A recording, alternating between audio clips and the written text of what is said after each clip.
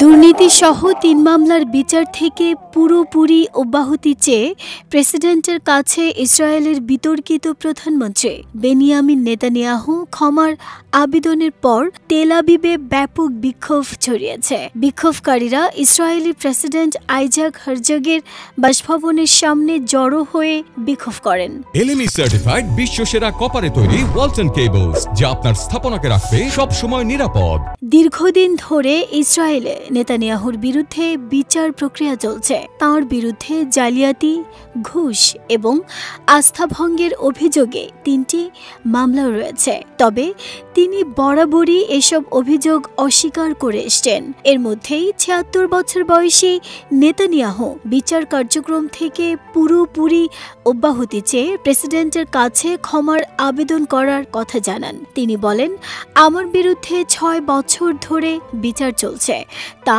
আরও অনেক বছর ধরে চলার সম্ভাবনা রয়েছে।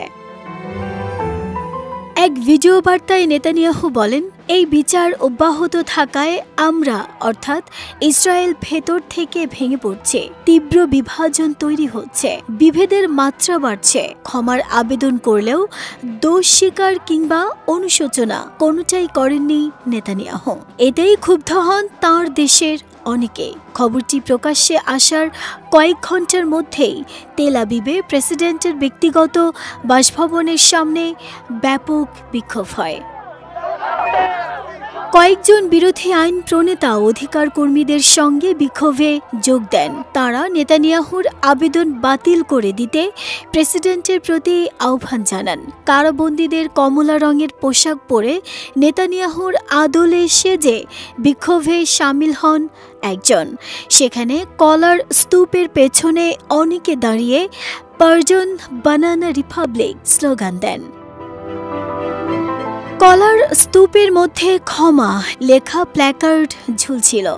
বানানা রিপাবলিক বলতে এমন একটি দেশকে বোঝানো হয় যেখানে রাজনৈতিক অস্থিতিশীলতা থাকে, শাসন ব্যবস্থা দুর্বল হয়, বিদেশি একচেটিয়া গোষ্ঠী অর্থনৈতিকভাবে কোনো দেশকে নিয়ন্ত্রণ করে বা শোষণ করে।